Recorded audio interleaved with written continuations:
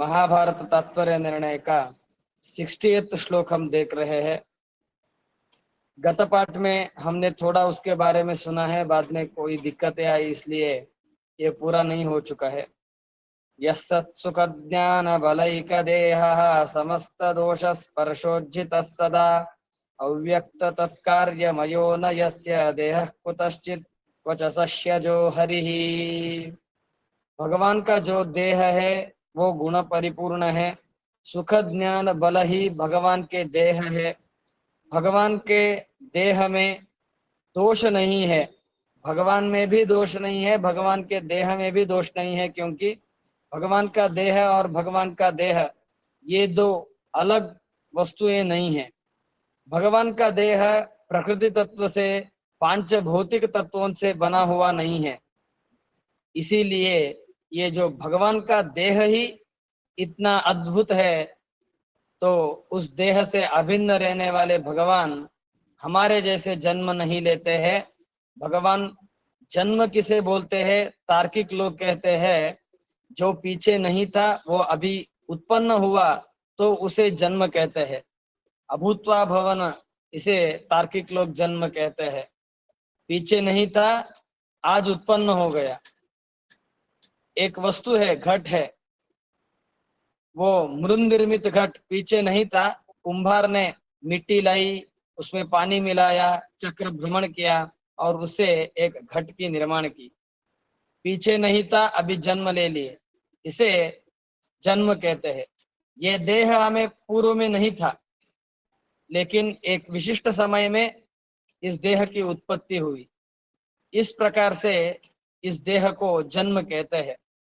वैसा जो जन्म है वो भगवान को नहीं है, क्योंकि भगवान पीछे भी है, अभी भी है, अनंत काल आगे भी रहेंगे।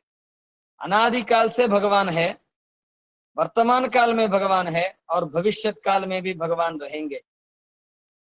भगवान का देह जो है वो भगवान से अलग नहीं है। इसके लिए हमारा आत्मा अनादि नित्य होए तो भी हमको जब भी देह आता है उस देह से ही हमें जाना जाता है।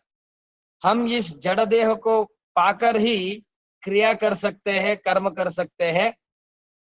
इस जड़ देह के बगैर हमें कोई क्रियाएं करने नहीं आती है। वैसा भगवान को नहीं है।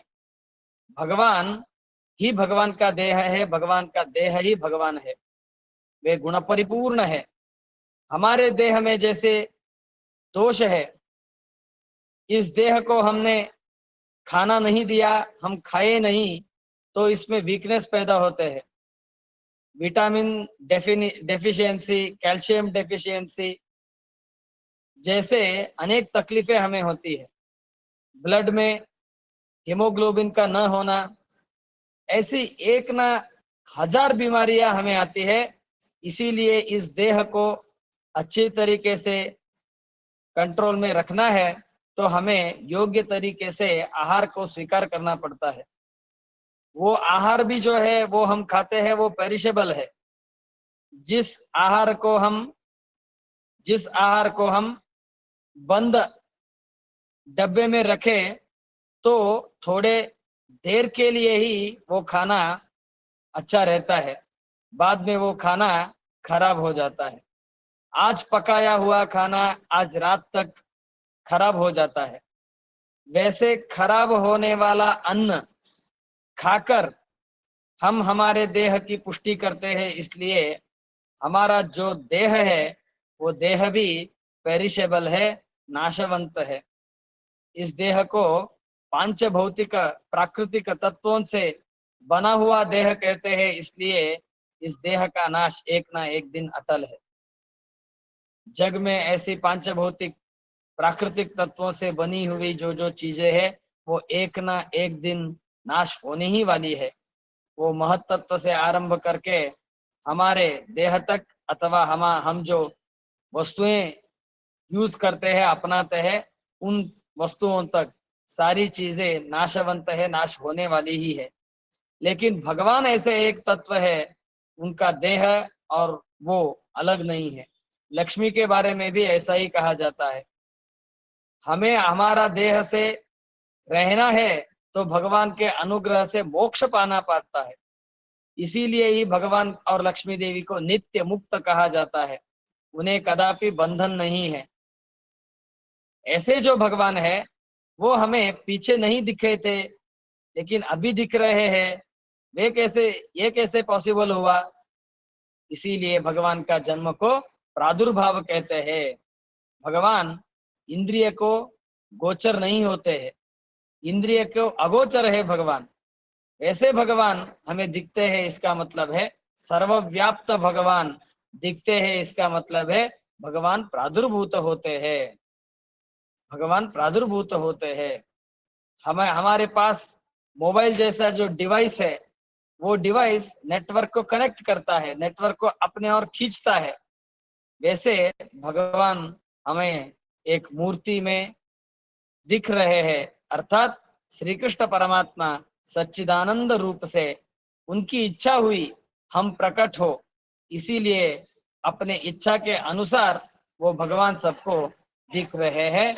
ये छोड़कर भगवान का जन्म दूसरा कौन सा भी नहीं है। इधर शेषदेव का जन्म रहे अर्थात अथवा भीमसेन जी का जन्म रहे, युधिष्ठिरादि पंच पांडवों का जन्म रहे, ये कोई भी जन्मे है तो हमारे जैसे जड़ देह से ही जन्मे हैं। डिफरेंस है ये, हमारे देह में और उनके देह में शक्तियां बहुत डिफरेंट है, इतना ही व्यत्यास है। लेकिन जड़ देह उनको भी है, जड़ देह हमें भी है। लेकिन लेकिन भगवान को जो है, भगवान को जो है वो हमारे जैसे देह, जड़ देह नहीं है। ये मध्वाचार्य जी बहुत श्लोकों से हमें सिद्ध करते हैं। न श्लोक नंबर 61, न शुक्ल रक्त प्रभवस्य कायः तथापि तत्पुत्र तयोच्यते मृषा जनस्य मोहाय शरीरतोऽस्य यदा विरासीत् अमलस्वरूपः। पिताजी का जो शुक्ल रक्त होता है, माताजी का जो अंड होता है, इनमें संयोग होने के बाद इस देह की उत्पत्ति होती है। भगवान का जो देह है वो शुक्ल रक्त, पुरुष के शुक्ल रक्त और स्त्री का अंड, इनके संयोग से बना हुआ नहीं है।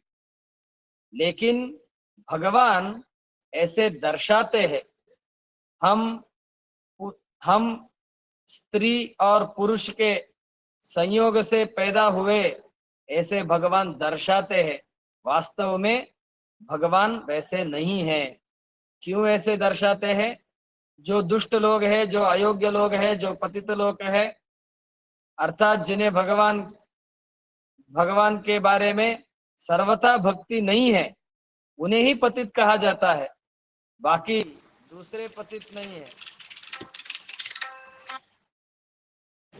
पतित लोग जो है, पतित का मतलब है भगवान के भक्ति न करना, सज्जनों का आदर सम्मान न रखना, लोगों की अच्छाई की कामना न करना, जगत का ध्वंस करना, दूसरे के बारे में गलत सोचना, गलत कृत्य से ही आनंद पाना, ऐसे कृत्य जो करते हैं वो पतित है, वो भगवान को पाने में असमर्थ है। वैसे लोगों को भगवान नहीं मिलते हैं। ऐसे लोगों को भगवान के बारे में भक्ति भी नहीं होती है।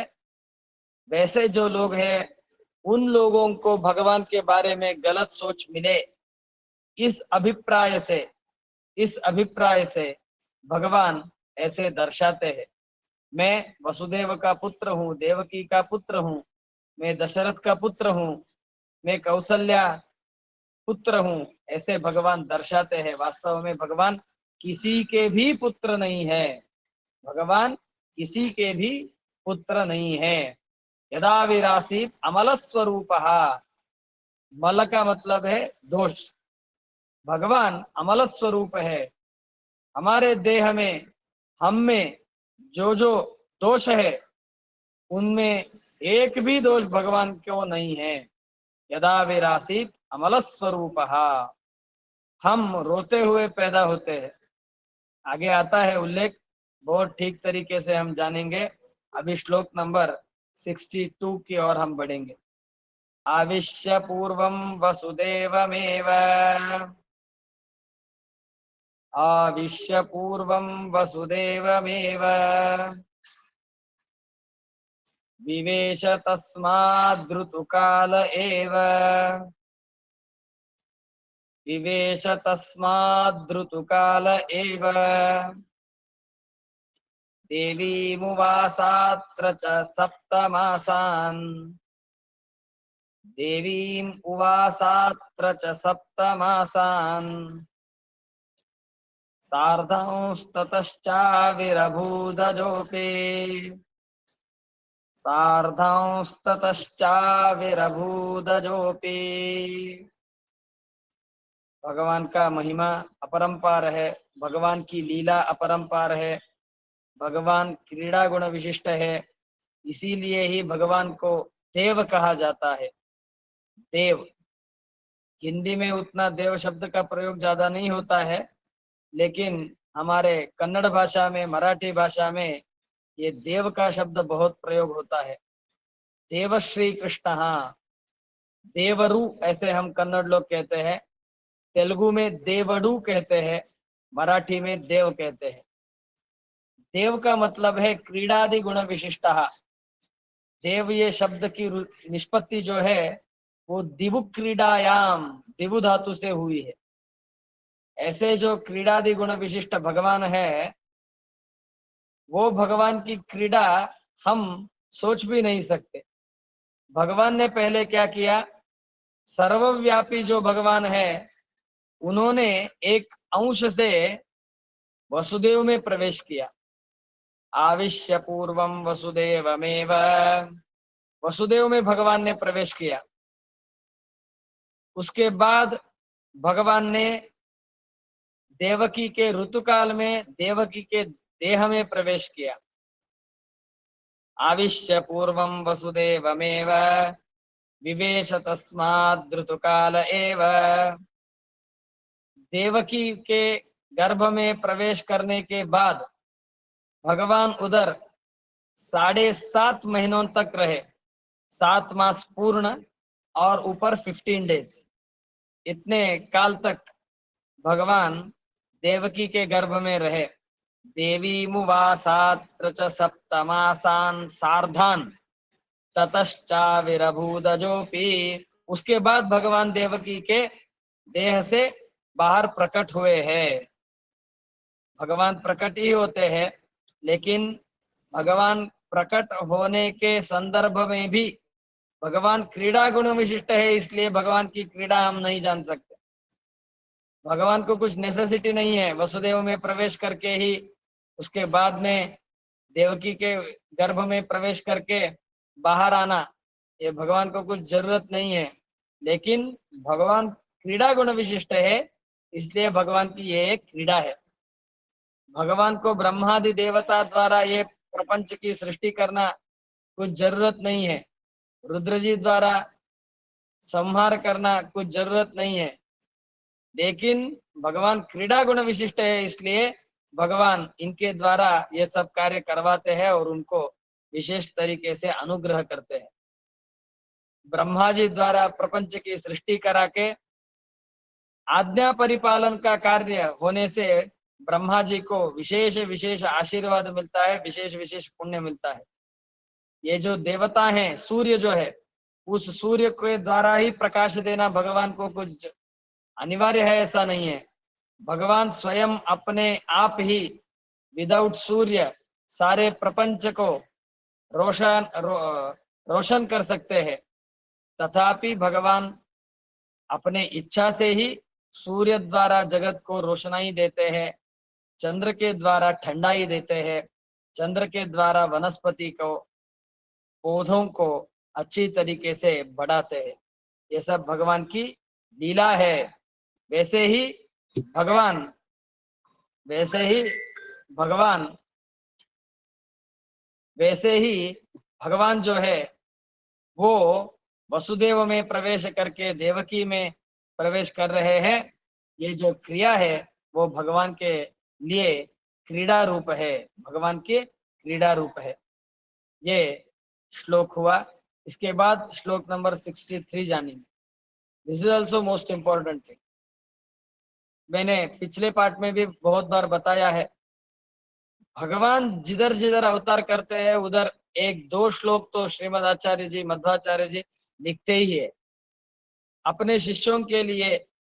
अपने शिष्यों को भगवान के स्वरूप के बारे में गलत फहमियां न हो, गलत तरीके से अपने शिष्य भगवान को न समझे, इसलिए बहुत ठीक तरीके से यह हमें समझाते हैं।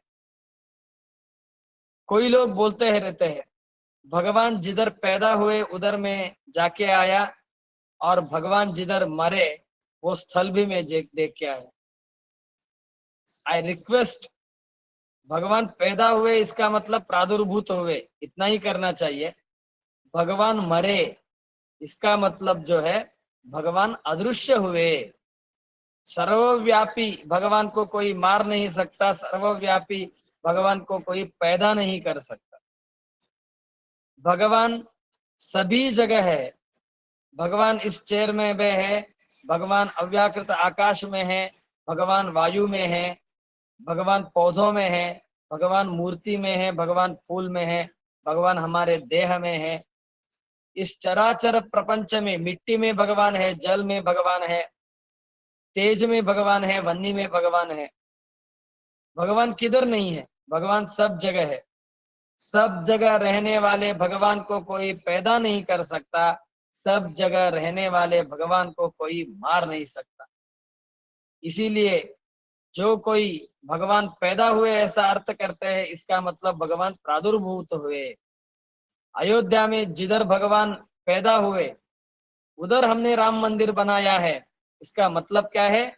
भगवान जिधर प्रादुर्भूत हुए हैं, जिधर भगवान ने, सर्वव्यापी भगवान श्री रामचंद्र ने अपना देह अथवा अपना स्वरूप भक्तों को दिखाया, वो जगह है इस अभी फिलहाल जो राम मंदिर बना है, वो जगह वो है। मैं ये सब क्यों बताने जा रहा हूं? भगवान का जन्म जो है वो हमें ठीक तरीके से समझना चाहिए। नहीं तो हमारे जैसे ही भगवान जन्म लेते हैं, हमारे जैसे ही भगवान मरते हैं, ऐसे हमने सोच लिया तो भगवान के बारे में बहुत गलत तरीके से सोच होगी। ये जो गलत सोच है वो हमें नरकाद्यनर्थ को देती है। भगवान के बारे में यथार्थ सोच हमें मोक्षप्रद है, अयथार्थ सोच हमें पापप्रद है, नरकप्रद है। इसीलिए मध्वाचार्य जी और एक श्लोक बना के हमें कह रहे हैं कि भगवान जो है वो जन्म लेते हैं, इसका मतलब प्रादुर्भूत होते हैं। मरण का मतलब है अदृश्य होना। हमारा देह जैसे आत्म से अलग हो जाता है, वैसा मरण भगवान को अनाद्यनंत काल में कभी भी नहीं है। अनाद्यनंत काल में कभी भी नहीं। बहुत ठीक तरीके से जानेंगे। यथा पुरा स्तंभत आविरासीत, श्लोक नंबर 63। यथा पुरा स्तंभत आविरासीत अशुक्ल रक्तोपि नृसिंह रूपः, अशुक्ल रक्तोपि नृसिंह रूपः तथैव कृष्णोपि तथापि माता, तथैव कृष्णोपि तथापि माता पितृक्रमादेव विमोहयत्यजः, पितृक्रमादेव विमोहयत्यजः।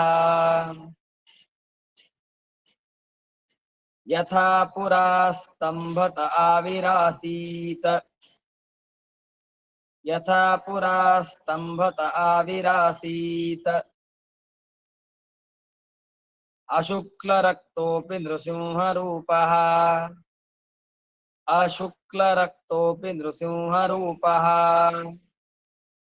तथैव कृष्णोपि तथापि माता, तथैव कृष्णोपि तथापि माता पितृक्रमादेव विमोहयत्यजः, पितृक्रमादेव विमोहयत्यजः।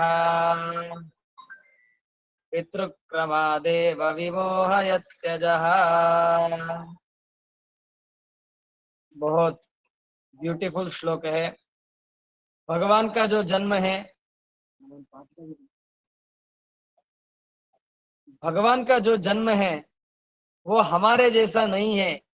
ये हमें कन्विंस करने के लिए एक एग्जाम्पल मध्वाचार्य जी देते हैं, वेरी ब्यूटीफुल एग्जाम्पल। मध्वाचार्य जी कहते हैं जो व्यक्ति भगवान को हमारे जैसे जन्म और मरण को मानता है, उनसे मध्वाचार्य जी प्रश्न कर रहे हैं, देखो नरसिंह भगवान जो है वो स्तंभ में से प्रकट हुए। प्रहलाद वरद हिरण्यकशिपु अंतक जो नरसिंह भगवान है वो भगवान किधर से प्रकट हुए? स्तंभ में से प्रकट हुए। स्तंभ में प्रकट होने वाले भगवान को कौन माता पितृ है? उधर जिस पुरुष को और स्त्री को निमित्त करके भगवान आए हैं, आई कोई स्त्री नहीं है, कोई भी पुरुष नहीं है, कोई भी गर्भाधान करने वाला व्यक्ति नहीं है। किधर भी स्त्री पुरुष का संपर्क न होते हुए ही भगवान नरसिंह जी पैदा हो सकते हैं, तो ये श्री कृष्ण क्यों नहीं पैदा हो सकते? जैसे नरसिंह के जन्म के समय अर्थात प्रादुर्भाव के समय उधर एक स्तंभ था, वैसे ही भगवान श्री कृष्ण के जन्म के समय वसुदेव और देवकी है। नरसिंह रूप में, नरसिंह अवतार में जो स्तंभ था, उस स्तंभ में और इधर वसुदेव और देवकी में कोई व्यत्यास नहीं है, कोई फर्क नहीं है। वो स्तंभ जैसे ही भगवान को कुछ जन्म देने वाला स्तंभ बोलते हैं क्या? ये स्तंभ था, ये स्तंभ ही भगवान का जनक है, ये स्तंभ था इसलिए ही भगवान आ चुके हैं। ये स्तंभ नहीं रहता तो भगवान कैसे प्रादुर्भाव होते, भगवान का जन्म ही कैसे होता? ऐसे हम कोई लोग कोई भी नहीं मानते। जैसे वो स्तंभ में से नरसिम्हा जी प्रकट हुए, वैसे ही वसुदेव और देवकी को निमित्त रखकर भगवान उनमें से प्रकट हो रहे हैं। यथा पुरा स्तंभत आविरासीत अशुक्ल रुक्तोपि नृसिंह रूपः। उधर किधर भी शुक्ल रूप का, शुक्ल रक्त का और स्त्री के अंड का संबंध ही नहीं था, तथापि नरसिंह रूपी भगवान उस स्तंभ में प्रकट हुए। वैसे ही भगवान श्री कृष्ण भी देवकी और वसुदेव में से प्रकट हो रहे हैं। वो उनके द्वारा जन्म नहीं ले रहे हैं, देवकी और वसुदेव द्वारा भगवान प्रकट हो रहे हैं। भगवान देवकी और वसुदेव द्वारा जन्म ने नहीं ले रहे हैं। लेकिन जो अभक्त है उनके लिए भगवान वसुदेव और देवकी के पुत्र जैसे लगते हैं। वास्तव में भगवान किसी के भी पुत्र नहीं होते हैं। और एक श्लोक मध्वाचार्य जी इसके बारे में लगते हैं, हमें कन्विंस करने के लिए 4-4, 5-5 श्लोक रखते हैं। भगवान का जन्म, भगवान का बर्थ जो है, that is most different thing from the world. जानेंगे श्लोक नंबर 64। पितृक्रमं मोहनार्थं समेति न तावता शुक्लतो रक्ततश्च। पितृक्रमं मोहनार्थं समेति न तावता शुक्लतो रक्ततश्च। जातोस्य देहस्थिति दर्शनाय, जातोस्य देहस्थिति दर्शनाय सशंख चक्राब्जगदः सदृष्टः। सशंक चक्राब्ज गदस्य दृष्टः। बहुत खूबसूरत है। मध्वाचार्य जी कहते हैं, देखो हमने जो जो बातें की हैं, भगवान का देह हमारे जैसे उत्पन्न होने वाला नहीं है। हमारे देह को जैसे मरण है, नाश है, ध्वंस है, वैसे भगवान के देह को ध्वंस मरण नाश नहीं है। ये जो भगवान का अवतार है वो नरसिंह रूप में जैसे भगवान स्तंभ से प्रकट हुए, वैसे ही कृष्ण अवतार में देवकी वसुदेव द्वारा प्रकट हो रहे हैं। अभी रामनवमी आ रही है। रामनवमी के दिन भगवान श्री राम जी जो है वो दशरथ और कौशल्या को निमित्त करके प्रादुर्भूत हुए हैं। ऐसा नहीं रहता, अगर ऐसा नहीं रहता, श्री कृष्ण जी का जन्म मध्वाचार्य जी जो कह रहे हैं वैसा नहीं होता, हमारे जैसा ही होता, तो मध्वाचार्य जी क्वेश्चन पूछ रहे हैं कि भगवान शंख और चक्र गदा पद्म लेकर कैसे आए। हमारे जैसे ही भगवान जन्म लेते तो वे रोते हुए आने चाहिए थे, रोते हुए नहीं आए हैं। हमारे जैसा ही जन्म होता तो भगवान वस्त्र के बगैर आने चाहिए थे, वस्त्र के बगैर तो भगवान नहीं है। भागवत में वर्णन आता है भगवान के प्रादुर्भाव के समय का।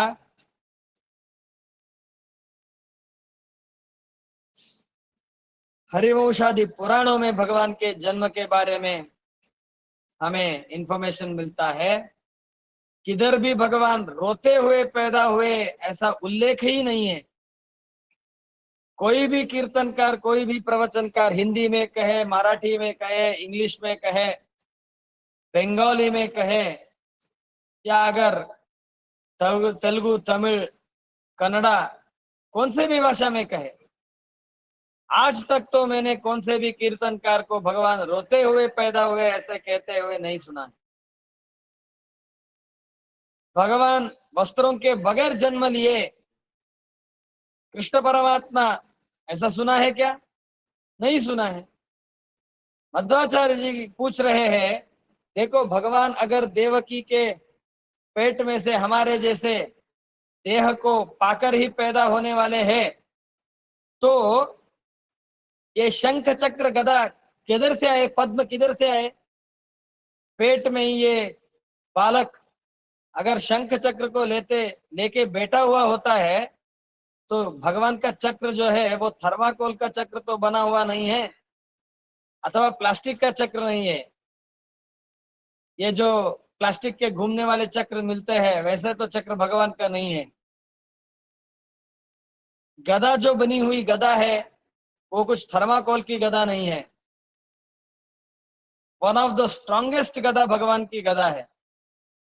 भगवान के चक्र को 1000 दांत है ऐसा बोला जाता है, 1000 ऐसे कॉर्नर्स है, ऐसे तीक्ष्ण भगवान का चक्र है। भगवान का शंख अत्यद्भुत शंख है। ऐसे गदा शंख चक्र को लेकर ही पेट में पैदा होने वाला बच्चा रहे तो माँ की अवस्था क्या होती, देवकी की अवस्था क्या होती? बच्चा अपने आप ही पेट फाड़ कर जन्म लेता। माता को बच्चे को जन्म देना नहीं, जिंदा रहना ही नामुमकिन हो जाता। हाथ में चक्र लेकर बच्चा पेट में है, पेट में कितनी जगह रहेगी, गर्भ में जगह कितनी रहेगी? अर्भकौकस्त्वात्, गर्भ में बहुत छोटी जगह है। उस छोटी जगह में भगवान चक्र को लेकर रहते तो अवस्था क्या होती? गर्भ में बच्चा शिशु डायरेक्टली नहीं रहता है। गर्भ का एक गर्भ की थैली रहती है, गर्भ की एक थैली रहती है। उस थैली में पानी में ये थैली तरंगती हुई रहती है। फुगा जैसी रहती है।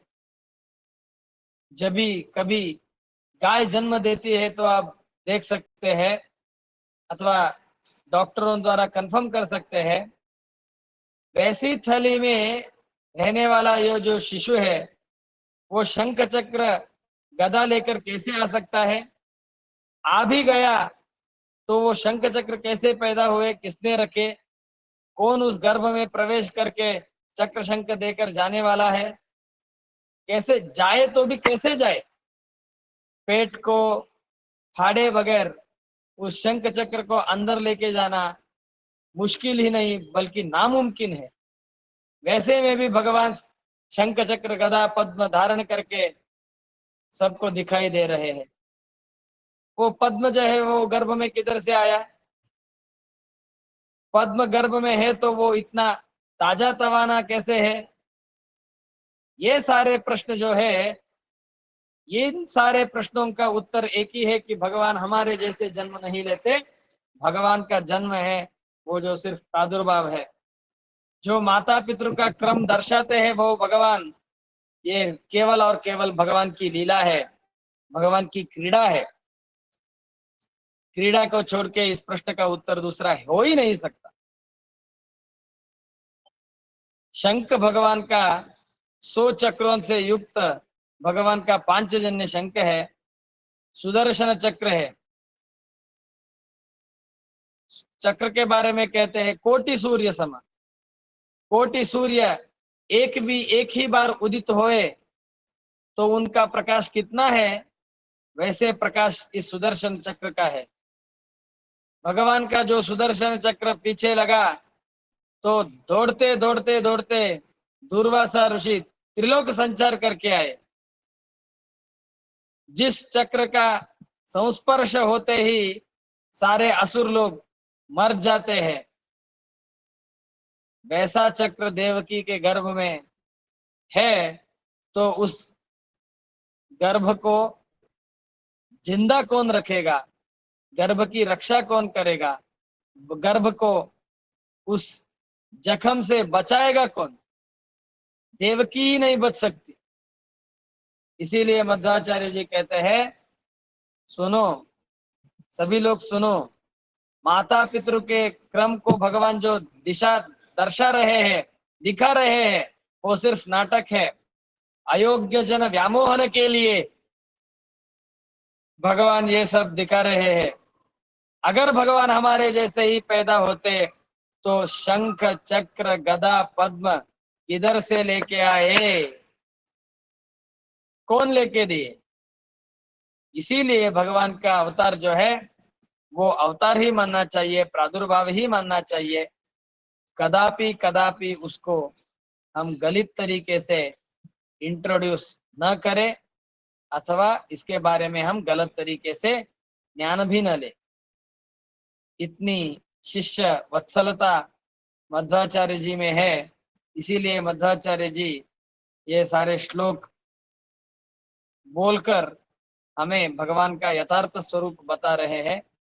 आई रिक्वेस्ट एवरीवन वंस अगेन, आप सब लोग बहुत सोच बहुत योग्य तरीके से जाने कि भगवान का देह भगवान से कभी भी अलग नहीं होता।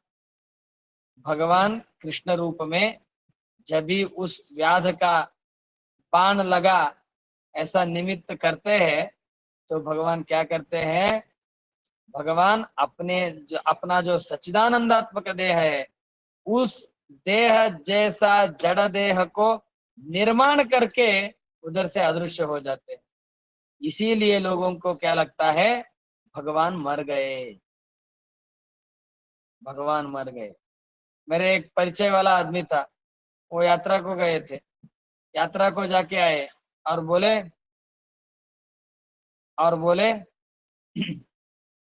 एक मिनट, हाँ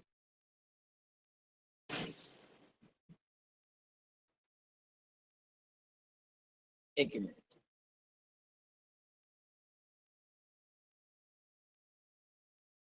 भगवान का देह जो है वो सच्चिदानंदात्मक है, उसे मरण कदापि नहीं।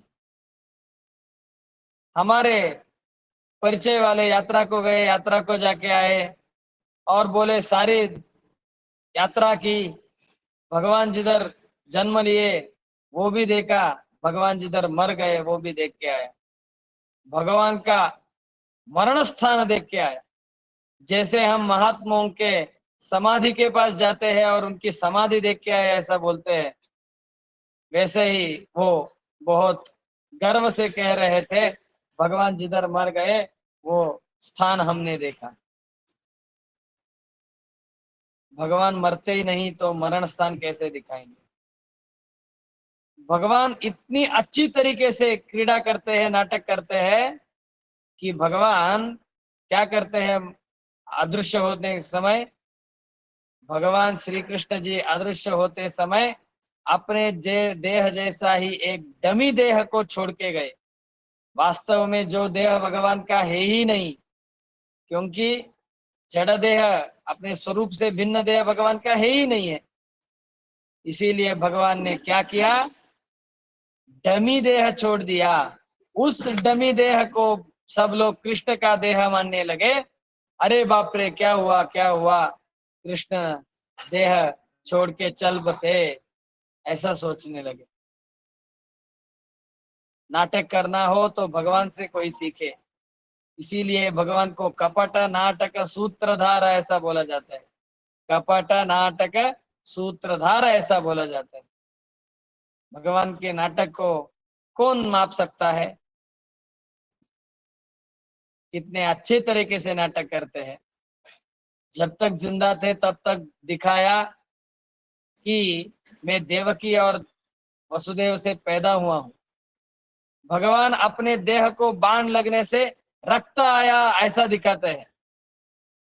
भगवान अपने देह को बाण लगने से रक्त आया ऐसा दिखाते हैं।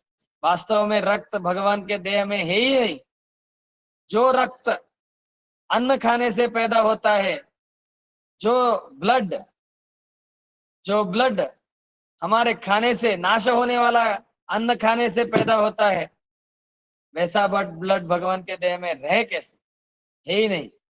तथापि तथापि हमारे जैसे ही अन्न खाने वाला व्यक्ति हूं मैं, इसीलिए किधर भी युद्ध में कुछ लगे, बाण लगे, तो उस देह से रक्त आ रहा है ऐसा भगवान दिखाते हैं। वास्तव में भगवान को रक्त आना नामुमकिन है, अशक्य है, असंभावित है। भगवान की जो ये लीला है वो अपरंपार है, महान है।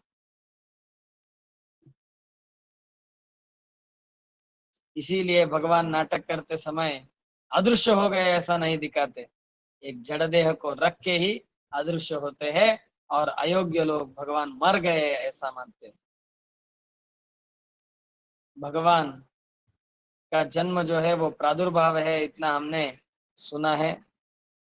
अभी श्लोक नंबर 65 जानेंगे। अनेक सूर्याभ किरीट युक्तो, अनेक सूर्याभ किरीट युक्तो, विद्युत प्रभे कुंडले धारयंश्च, विद्युत प्रभे कुंडले धारयंश्च, पीतांबरो वनमाली स्वनंत, पीतांबरो वनमाली स्वनंत, सूर्योरुदीप्तिर्ददृशे गुणार्णवः,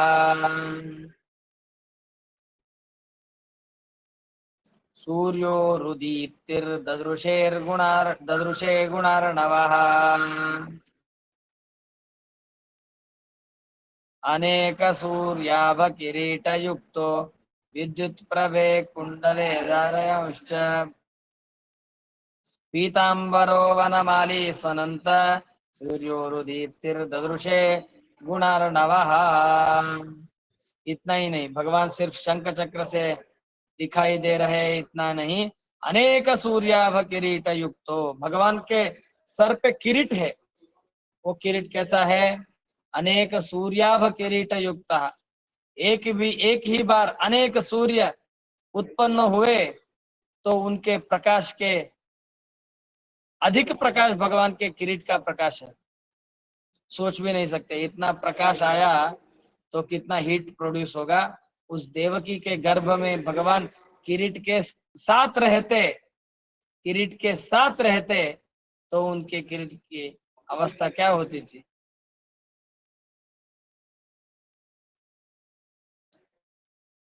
अनेक सूर्याभ किरीट युक्त, आभा का मतलब है दीप्ति प्रकाश। अनेक सूर्य के तेजस, समान तेजस भगवान के किरीट का है। विद्युत प्रभे कुंडले धारयंश्च, विद्युत की रोशनाई, विद्युत प्रकाश जैसे रहता है वैसे अत्यद्भुत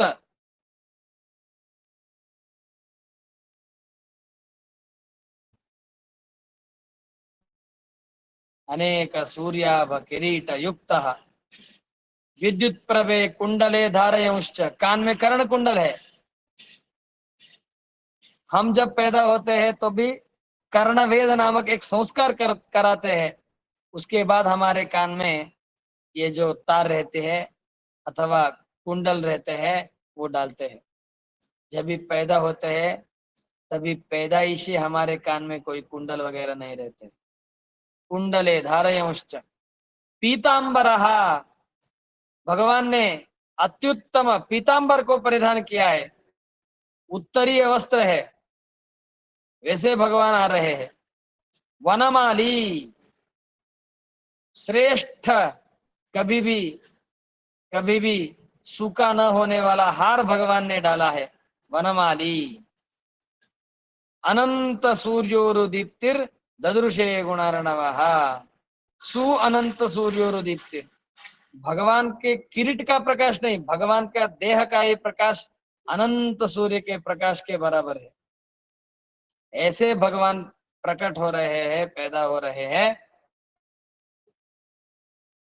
ऐसे भगवान का प्रकटन जो है वो हमें यही दर्शाता है कि भगवान हमारे जैसे देह युक्त नहीं, हो ही नहीं सकता।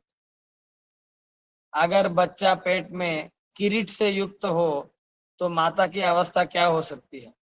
Just imagine, just imagine. वो किरीट जो है उसके ऊपर का जो भाग है वो सारा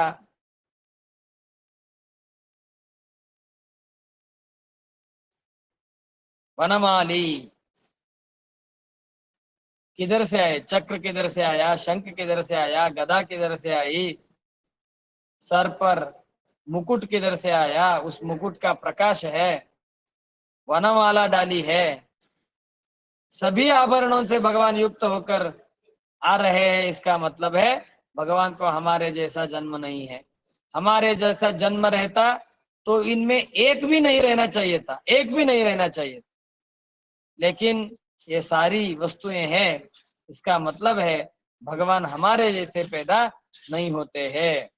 पैदा होना ही एक दोष है। भगवान निर्दोष है तो पैदा कैसे हो सकते, मरना ही एक दोष है। भगवान निर्दोष है तो कैसे मर सकते। इसीलिए भगवान देवकी वसुदेव में पैदा हुए ऐसा नहीं मानना चाहिए, इनको निमित्त रखकर भगवान प्रकट हुए ये कहना उचित होगा और यथार्थ होगा। नेक्स्ट श्लोक जानेंगे। सकंजयो निप्रमुखैः गुरैः, सकंजयो निप्रमुखैः सुरैस्तुतः, पित्रा च मात्रा च जगाद शूरजम्।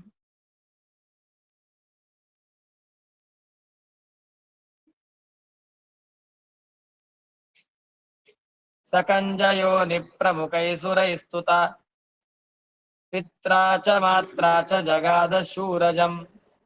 नयस्व मां नन्दगृहानिति स्म, नयस्व मां नन्दगृहानिति स्म, ततो बभूव द्विभुजो जनार्दनः, ततो बभूव द्विभुजो जनार्दनः। भगवान जब भी अवतार लिए तभी आकाश में ब्रह्म, रुद्र इत्यादि सभी देवता, महालक्ष्मी देवी, ये सभी लोग भगवान के स्वागत के लिए आए थे। हम जब भी भागवत देखते हैं, उस भागवत में हमें इंफॉर्मेशन मिलता है कि भगवान जब भी देवकी के गर्भ में थे, तभी ही ब्रह्मा और रुद्र जी आकर भगवान के स्तोत्र करके गए हैं। ब्रह्म भवौ ऊचतुः सत्यव्रतम सत्य परम त्रिसत्यम सत्यस्य योनिन्निहितं च सत्ये सत्यस्य सत्यम उत सत्यनेत्रम सत्यात्मकं त्वां शरणं प्रपन्नाः। ऐसी स्तुति है भगवान की। हम जब भी गर्भ में थे तो कौन आके हमें स्तुति करके गए हैं। ये सभी घटनाएं हमें दर्शाती है कि भगवान भगवान सर्वथा सर्वथा जन्म और मरण रहित है। सकंज योनि प्रमुख सुर स्तुता पित्रा च मात्रा च जगाद शूरजम, पित्रा च मात्रा च जगाद शूरजम। वसुदेव और देवकी को बोले भगवान, मैं अभी इधर नहीं रहूंगा, मुझे नंद के घर ले चलो, नयस्वमाम नंद गृहानिति।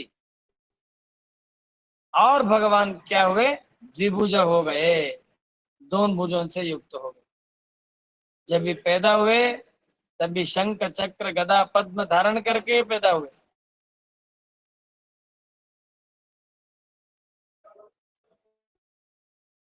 ये सभी भगवान की अपरंपार महिमा है, अद्भुत महिमा है।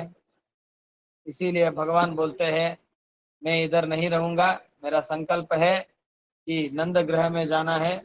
नयस्व माम नंद गृहानिति स्म ततो बभूव द्विभुजो जनार्दन। अपने चार हाथों को उपसंहार करके भगवान सिर्फ दो हाथ से ही सारे प्रपंच को दिखने लगे।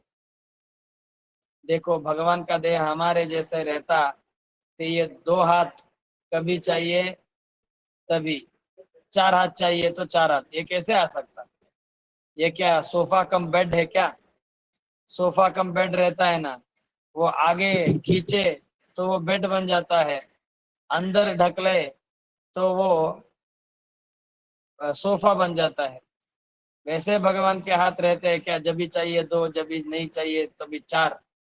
अथवा कभी कभार ये नाटक में वगैरह अथवा शूटिंग के दौरान चार हाथ दिखाने रहते हैं तो दो प्लास्टिक के हाथ लगाते हैं, डम्मी हाथ लगाते हैं। वैसे कुछ था क्या भगवान का, डम्मी दो हाथों, दो रियल हाथ, दो डम्मी हाथ। उस हाथ को लेकर शंख चक्र गदा पद्मा लेकर भगवान आए। और उसके बाद वो दो हाथों को छोड़ दिया, सिर्फ दो ही हाथों को रखा। ऐसा कुछ हो सकता है क्या, नहीं। भगवान पहले चार हाथ से आए, भगवान पहले चार हाथों से आए, चार हाथों से आने के बाद भगवान ने सबको अपना दर्शन दिया और बाद में बोले मुझे नंद ग्रह के को ले चलो, और अपना रूप को उपसंहार किया। सिर्फ दो ही हाथ रखे भगवान ने। ऐसी लीला भगवान करते हैं, इसका मतलब है कि भगवान को कदापि कदापि जड़ देह नहीं है। दो हाथ कुछ निकल के नहीं गए, वो अदृश्य हो गए। जब भी चाहिए तभी भगवान चार हाथ दिखाते हैं। विश्व रूप को दिखाते समय इन दो हाथों से ही भगवान ने अनंत हाथ दिखाए। इसीलिए भगवान श्री कृष्ण परमात्मा जो है वो हमारे सभी के स्वामी हैं। उनकी सेवा करना ये हमारा परम सौभाग्य है। भगवान पर भक्ति करना ही हमारा सौभाग्य है। हम जिस व्यक्ति पर भक्ति कर रहे हैं उसके बारे में महात्म्य ज्ञान होना बहुत इम्पोर्टेंट रहता है। ये आज जो मध्वाचार्य के श्लोक हमने पढ़े हैं, इन श्लोकों से भगवान का महात्म्य का ज्ञान होता है। भगवान कितने बड़े हैं। हमें जो हमने जो जिनको स्वामी ऐसे चुना है, वो व्यक्ति कितने शक्तिशाली है। इतने जानकर हम आज के पाठ को इधर ही रुकाएंगे। श्री कृष्णार्पणमस्तु। इदं ज्ञानम हरे पूजा हरे रेवोदितं सदा हरि अधीनं च सर्वत्र इत्येवं न्यासो हरौ स्मृतः।